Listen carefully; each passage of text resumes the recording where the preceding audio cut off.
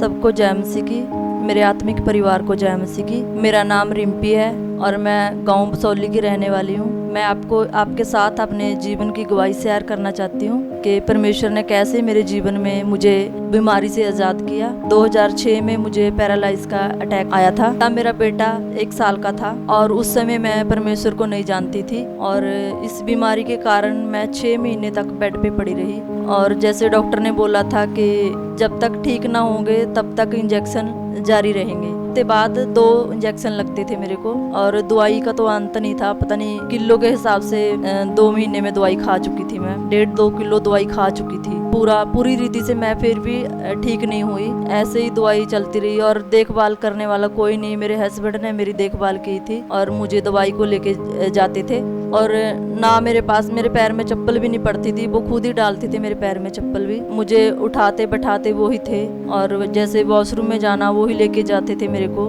इन 6 महीनों में मैं इतनी परेशान हो चुकी थी कि मैं बता नहीं सकती मैं कितनी परेशान थी उस समय। और ऐसे ही इंजेक्शन जारी रहे, फिर भी पूरी रीति से मैं ठीक नहीं हुई उन दवाई से ना इंजेक्शन से। जो मेरी लेफ्ट साइड है ये बिल्कुल खत्म हो चुकी थी, बेजान हो चुकी थी। इसमें जान नहीं थी, बिल्कुल भी मेरा पैर नहीं हिलता था। एक साइड मेरी बिल्कुल खत्म हो चुकी थी, हाथ तक भी नहीं उठता था और ये हाथ भी मेरे हस्बैंड उठा के साइड में रखते थे।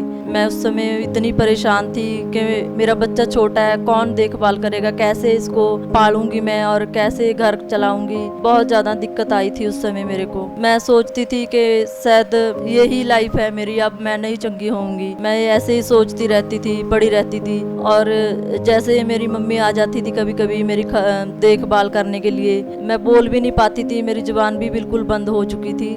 मैं उनको ना मतलब जब मैं दवाई को बोलती थी, मेरे को दवाई की बड़ी टेंशन लगी रहती थी। अगर मैं दवाई ना खाऊंगी तो नहीं चंगी होंगी, तो मैं लिख के उनको बताती थी कि मम्मी मेरे को दवाई दे दो। वो बेचारी अनपढ़ थी, वो रोने लग जाती थी, पता नहीं मेरी बेटी क्या बोल रही है क्या नहीं। जैसे ही कोई आता था उससे पढ़वाते थे, क्या बोल रही है, भूल जाते थे वो भी दवाई देनी है इसको। तो जैसे किसी से पढ़वा के बोलते थे कि हाँ ये दवाई को बोल रही है, दवाई दे दो। मेरी ऐसी हालत खराब थी कि मैं कुछ बता नहीं सकती आपको कि मेरे साथ क्या बीती थी उस समय। कोई पूछने वाला भी नहीं था और बेटा भी छोटा था और मैं बड़ी परेशान रोती रहती थी हर समय पड़ी। ना मैं सो पाती थी रात को इसी टेंशन में कि मैं चंगी होंगी भी या नहीं होंगी। शाम को पढ़ती थी ना, रात को सोती थी, ऐसे ही मैं सुबह उठ जाती थी। ना मेरे को नींद आती थी, बेचैनी बहुत लगती थी, दर्द रहता था हर समय। खाना तो मैं बिल्कुल भी नहीं खा पाती थी। कोई मेरे को रोटी तोड़ के देता था, जैसे हस्बैंड या मम्मी या मेरी सास, तो मैं खा पाती थी। नहीं अपने आप से खाना भी नहीं मैं तोड़ के खा सकती थी। एक साइड का पूरा शरीर मतलब काम नहीं करता था बिल्कुल। और 6 महीने मुझे 6 साल की तरह दिखने लगे।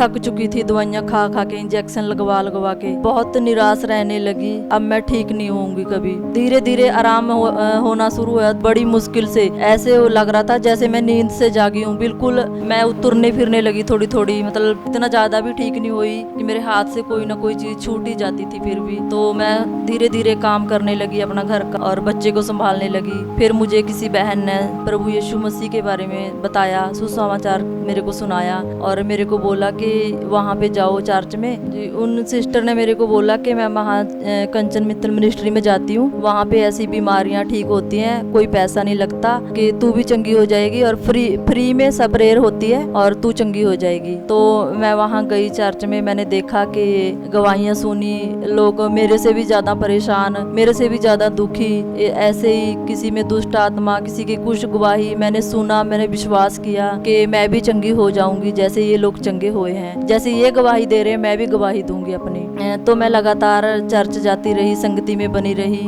और जुड़ी रही KM मिनिस्ट्री के साथ। मुझे विश्वास हो गया बिल्कुल। और मैं जब मम्मा प्रेयर करते थे मैं विश्वास के साथ रिसीव करती थी, कहती थी। मैंने बोला जो लकवे के रोगी है, जो पैरालाइसिस के रोगी है, जो चल नहीं सकते, करती थी तो वो मोमेंट बॉडी में मोमेंट होना स्टार्ट हो गई। तो जो आधा शरीर काम नहीं करता था इसमें जान आने लगी और काम करने लगा। मेरी बॉडी में पहले से ज्यादा फर्क आने लगा, चंगा होने लगा मेरा।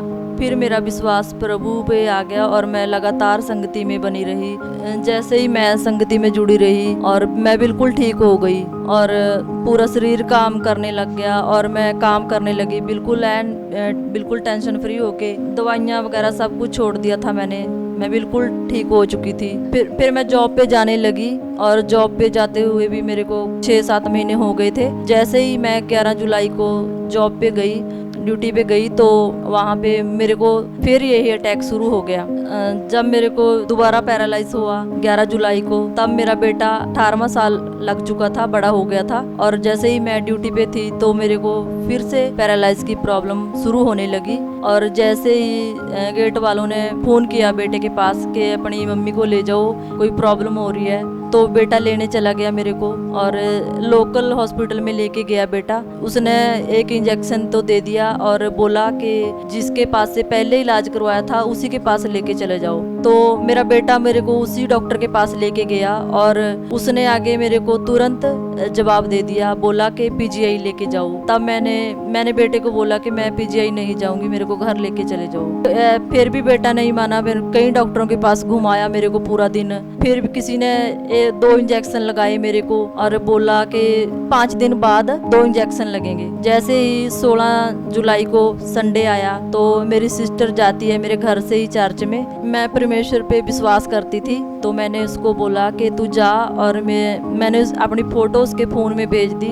मैंने अपनी सिस्टर को बोला कि तू मेरी फ़ोटो ले जा, और जिस टाइम मम्मा फायर प्रेयर करेंगे तो मेरी फ़ोटो पे हैंड प्रेयर करवा देना और मैं चंगी हो जाऊंगी। मैं ना बेड पे पड़ी लाइव मीटिंग अटेंड कर रही थी संडे वाली, जो चल रही थी। और जैसे ही मेरी सिस्टर मीटिंग में गई संडे वाली के, मम्मा ने प्रेयर शुरू की, तो मेरी सिस्टर लाइन में खड़ी होगी फ़ोन पे मेरी फ़ोटो लेके। तो जैसे मम्मा ने फ़ोटो पे हैंड प्रेयर की और इधर मैं देख रही थी, टच किया मम्मा ने और इधर मेरे को बिजली के झटके से लगे इधर। तो एकदम से इतनी गर्माहट मेरे बॉडी में आई पूरी में, और 3 झटके मेरे को लगे जैसे शॉट लगता है बिजली का, ऐसे लगे। और मैंने अपने आप को तुरंत उठ के चेक किया और मेरा पूरा जो आधा हिस्सा खत्म हो चुका था, बिल्कुल बेजान हो चुका था। जो चप्पल मेरे पैर से अपने आप नहीं डाली जाती थी, और मैंने दौड़ के देखा कि मैं चंगी हो चुकी थी। और परमेश्वर की ऐसी सामर्थ्य मेरे को टच किया, परमेश्वर की सामर्थ्य ने, कि जैसे